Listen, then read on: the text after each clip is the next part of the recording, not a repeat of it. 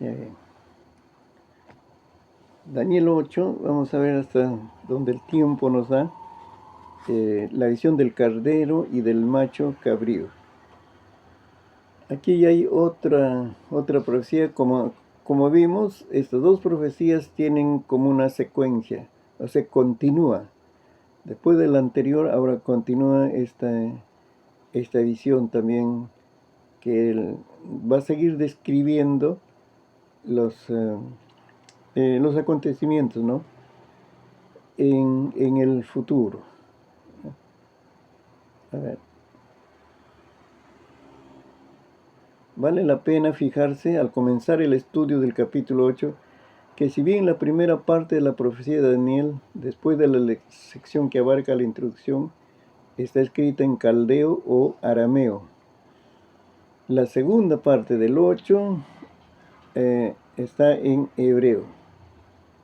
Pero luego el propósito queda claro si observamos las características distintivas del parte del libro.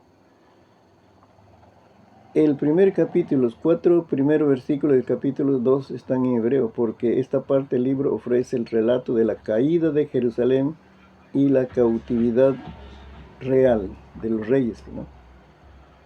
El caldeo se utiliza, el idioma caldeo se utiliza desde el capítulo 2.5 hasta el 7.28, que ya hemos visto.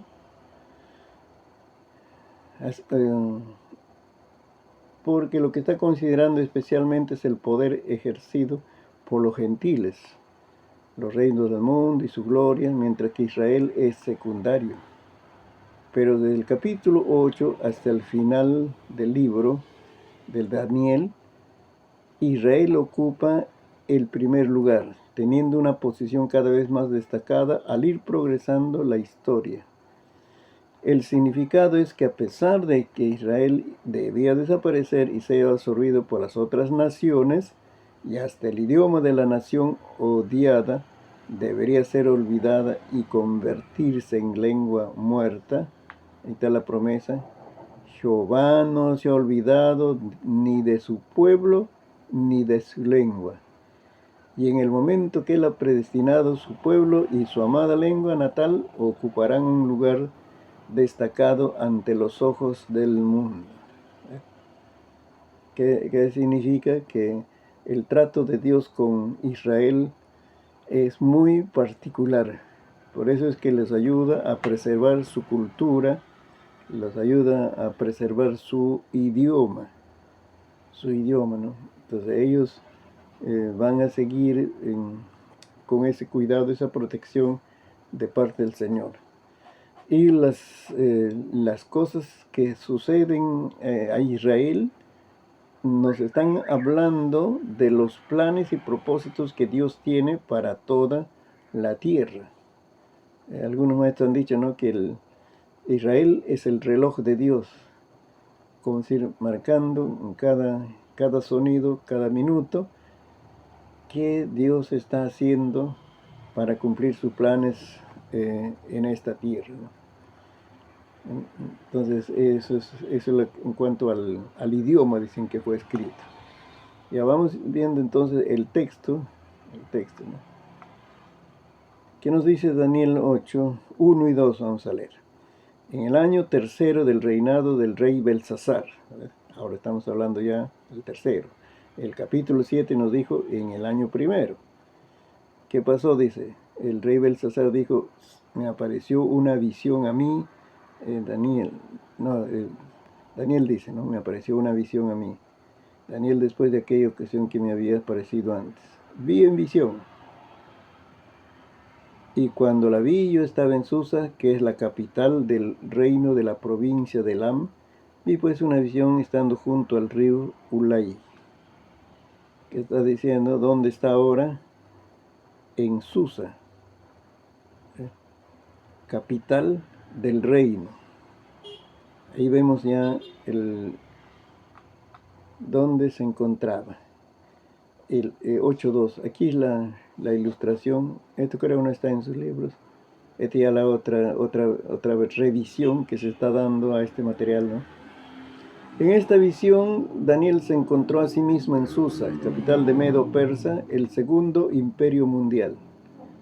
Otra versión traduce una más precisamente que él se encontraba en la ciudadela de Susa, es decir, en la fortaleza, que esto era el lugar para los seguridad, ¿no?, de los gobernantes o personas, vamos a decir, que están relacionadas con el gobierno del país. Y Ulay era el río que pasaba a través de Susa. Ahora, la razón para que el escenario de la visión estuviera en Susa, en lugar de Babilonia, fue que esta visión tenía que ver con el segundo y el tercer reino o imperio mundial. Los eventos que se predijeron en esta visión se cumplieron dentro de un plazo de 200 años. Tal cumplimiento fue tan notable que, como ya indicamos en un programa anterior, en una lectura anterior, ¿no?, los críticos insistieron en una fecha tardía para la escritura del libro de Daniel.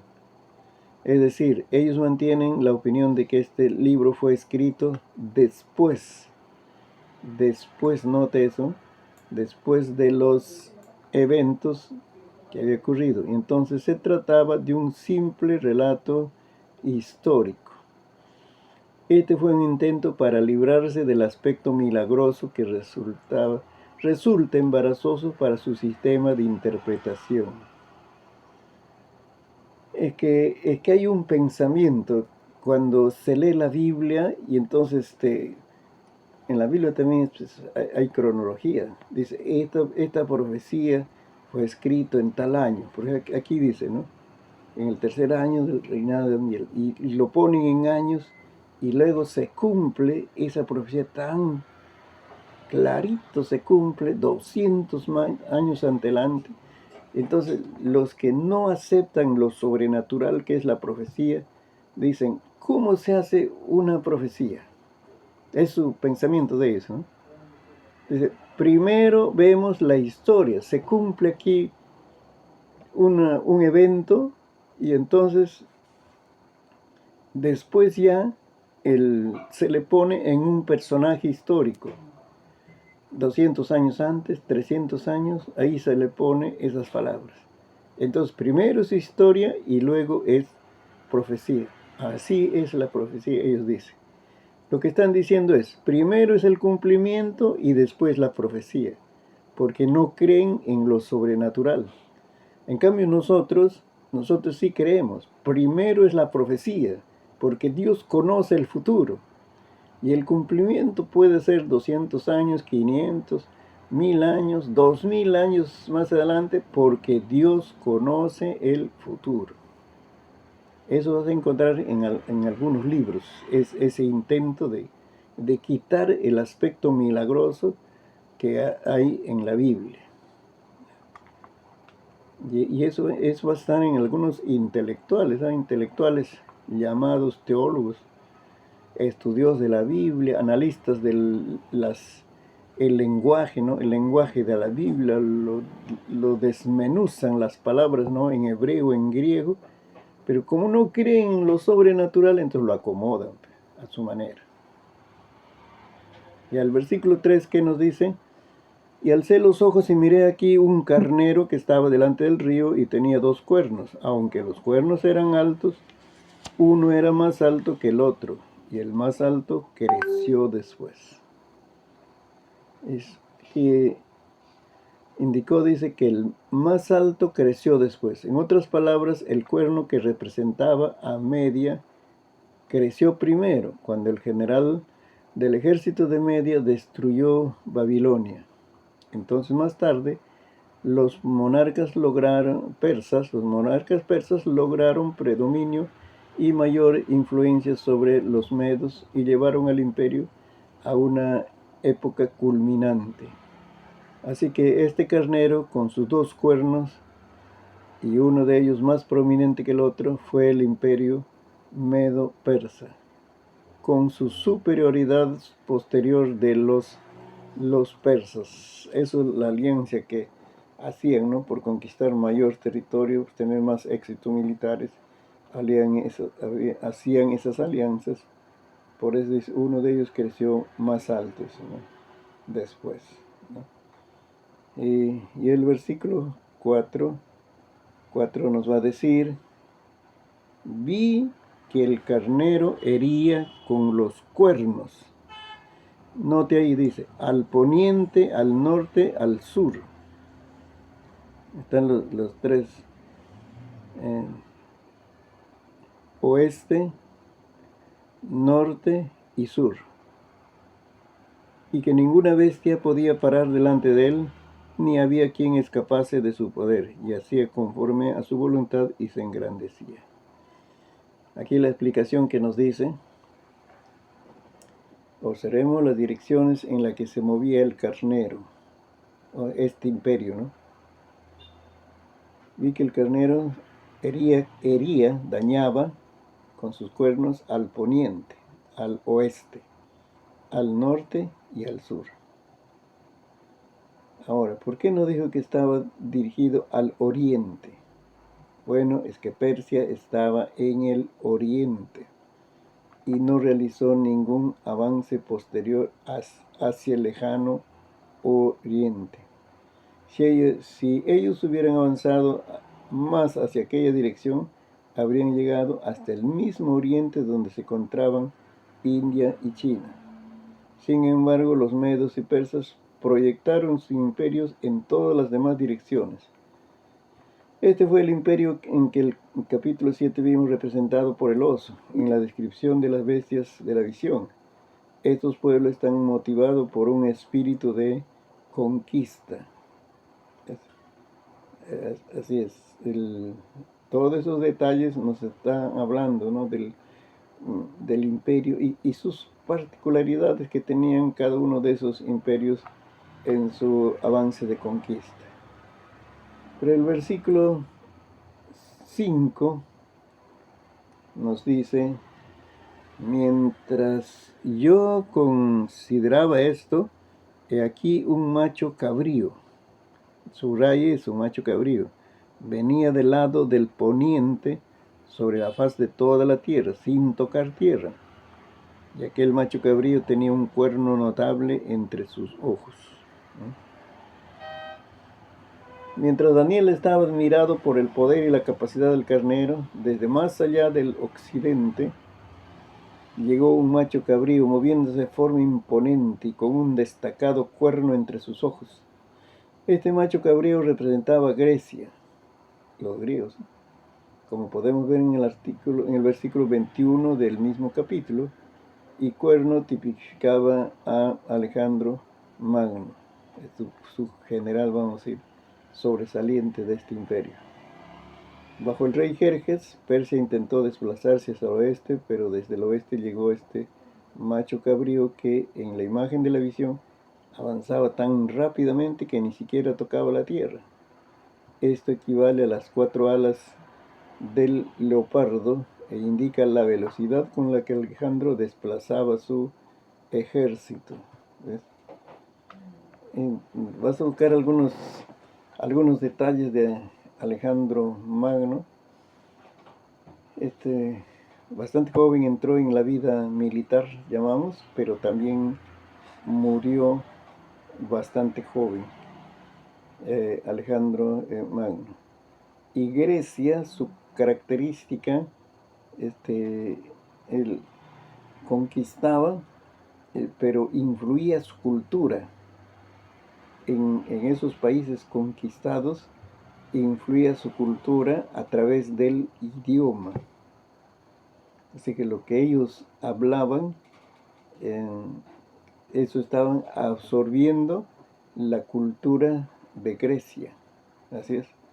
¿Por qué a Daniel, cuando lo llevaron a Babilonia, le dijeron que tienes que aprender el lenguaje de este pueblo y tus nombres van a ser cambiados para que tú hables, tu nombre también se hable en el idioma, en este ambiente de Babilonia, porque están diciendo ahí que vamos a influir en tu cultura. Tu cultura es de Dios, de, ¿cómo decir?, refinada, ¿no? Y omite a los ídolos. Pero a través de tus nombres y el lenguaje que vas a aprender, entonces tienes que acomodarte a nuestra cultura. Así que Grecia también tenía eh, esta visión a esos pueblos conquistados de influir su cultura, de modo que ellos hablen el idioma del pueblo conquistador. De esa manera lo mantenían gobernados, pero además de ellos se acostumbraban a vivir bajo el imperio de Grecia. Alejandro Magno, ya los datos que logré encontrar, tuvo una debilidad del licor. Por eso es que murió bastante joven. Pero sí tenía un espíritu de conquista, como aquí estamos hablando de la figura del leopardo, dice, ¿no? Que corre ante su presa y tiene una velocidad notable el leopardo. Así conquistaba, dice. O sea, era de acciones, de determinar rápido la conquista, ¿no? Concluir, mejor dicho, este trabajo. Y buscaba luego otro. Así. Algunos en su historia también han incluido, dice que cuando estaba conquistando y dijo, hay más pueblos que conquistar, le dijeron, ya no hay más pueblos. Aunque no llegó a Sudamérica, por ejemplo, no llegó a la India. Pero le dijeron, ya no hay más pueblo que conquistar, y entonces lloró, dice, porque no había más que conquistar. Pero tenía su debilidad, que era el licor. Así que vas a buscar de repente algunos datos por ahí de Alejandro Magno. ¿Qué más tenemos? Aprovechemos los minutos. Encontramos el 5 y el 6 son un pensamiento eh, que tiene algo muy en común, ¿no?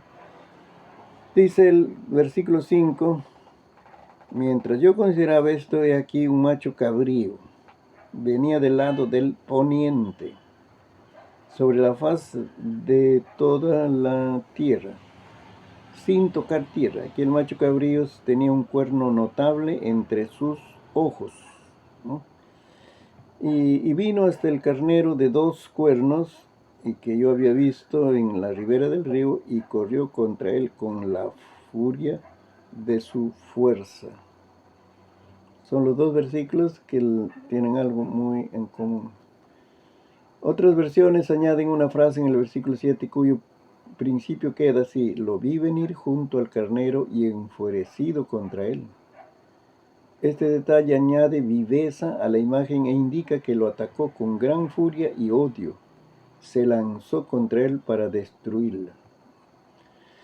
El rey Jerjes fue el último gran gobernante de Persia y realizó incursiones contra Europa y contra Grecia. En una ocasión se encontraba avanzando con 300.000 hombres y sus familias, y los soldados griegos fueron inteligentes. Pues, toda su cultura son bastante ilustrados, como decir, de amplia cultura, hasta sus soldados. No salieron a su encuentro, sino que esperaron hasta que llegaran a Termópilas, que era un desfiladero de Tesalia, dice, es un lugar, ¿no?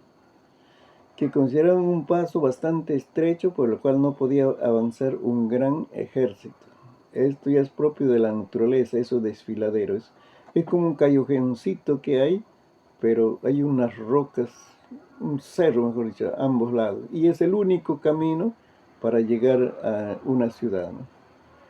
Ellos no atacaron saliendo por ahí a hacerle batalla en otro lugar, sino esperaron que ellos entraran, llegaran más cerca, ¿no? Así que los griegos llegaron a obtener la victoria en Termópilas. Causaron una gran mortandad en el enorme ejército persa, cuando éste intentó avanzar por aquel desfiladero con unos pocos soldados a la vez. Y después, en Salamina, la flota de Jerjes de 300 barcos fue destruida. Ahí está la marina de guerra. Fue destruido por un temporal, según una tempestad en el mar. Cuando a Jerjes le llegó la noticia de que su flota había sido destruida por la tormenta, el rey se dirigió a la orilla del mar, se quitó su cinturón y con él golpeó a las olas, porque consideró que había destruido a sus barcos. Le echó la culpa al mar, ¿no? Podríamos decir que en esa acción no lo mostró como un hombre inteligente. Ya vimos algunos de sus problemas de control de su temperamento cuando estudiamos el libro de Esther. Este es el personaje que también se menciona en el libro de Esther. Todos los esfuerzos de mayor o menor envergadura que se llevaba a cabo desde entonces por parte de fuerzas del Oriente fueron derrotados en grandes batallas, tanto en la península ibérica, en Francia y a través de los Balcanes. Así que surgió en el oeste ese gran general, un hombre joven. Ahí está Alejandro Magno. Solo tenía 32 años cuando murió. Mira, 32 años. En la flor de su juventud. Era un genio militar, uno de los más destacados de todos los tiempos. Pudo desplazar una fuerza militar imponente por tierra, más que cualquier otro militar hasta su tiempo. Pero ¿por qué murió a temprana edad? Nos dirá el versículo 8. La frase significativa en este versículo es la siguiente: cuando estaba en su mayor fuerza, en ese espíritu de conquista, estaba logrando mayores éxitos, dice, aquel gran cuerno fue quebrado. Ahora, ¿qué fue lo que quebró ese cuerno? No había ningún poder humano que pudiera quebrarlo. Se nos ha dicho que cuando él llegó al poder, todo el mundo estaba bajo el poder de Alejandro Magno. La tradición dice que él se sentó y lloró porque no había ya más mundo que conquistar. No le dieron la información, o no le mostraron un mapa mundi de repente. Él ya había conquistado el mundo conocido de su época. Sin embargo, en medio de sus enormes proyectos, fue atacado por una fiebre después de haber estado bebiendo en varias sesiones. Es el licor, eso fue su talón de Aquiles. A lo largo de toda esa noche. Murió en Babilonia en el año 323, a la edad de 32 años. Estando en su mayor fuerza, aquel gran cuerno fue quebrado, como predijo la profecía de ese versículo. Mira, todo esto nos está ilustrando el avance de los imperios en ese tiempo, ¿no? Todos estos tres imperios, el de Babilonia, Medo-Persia, Greco-Macedonio, pasaron sus momentos finales durante una orgía, y los excesos de bebida fueron uno de los factores que causaron su caída. Está el problema de la debilidad. O sea, el éxito marea. Estos imperios que dicen, sus momentos finales, que estamos hablando, o sea, su caída, su derrota, estuvo relacionado con fiestas donde se consumía bastante licor. Y ahí fue pues su caída. Mira lo que puede hacer el licor, ¿no? Y ahí ponen en riesgo a todo el país. O sea, eso no es el ser un bebedor social. Dicen, yo tomo un poco, en algunas ocasiones, ¿no? Esto ya es una adicción, porque, vamos a decir, nubla su razón para cumplir sus responsabilidades. Ya no mira las consecuencias de su irresponsabilidad, estando en un cargo, en situaciones de guerra, ¿no? Mira, cómo es que, por ejemplo, Belsasar también hace una fiesta estando en guerra. El enemigo está afuera, vamos a decir, está sitiado afuera, y ellos están haciendo una fiesta. Y no era horas, sino creo que era un día y una noche, porque fue en la noche en que no cerraron las rejas por donde entraba el enemigo. Sí, eso es, ¿no? Así que había estas cosas, ¿verdad? Y ahí nos va a mostrar también el alcoholismo que, que tiene consecuencias, no solamente en ese tiempo, más tarde también vemos que esa ha sido una de las situaciones donde no es que afecta solo a la gente, vamos a ir de más baja, en más bajo nivel social, económico, sino de repente a los poderosos, a los personajes importantes, ¿no?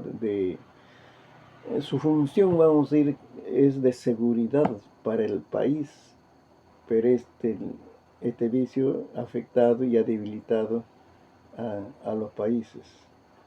Entonces, esa es la advertencia que tenemos en este caso, ¿no? Ya. Y bueno, hasta aquí vamos a ver, ese es nuestro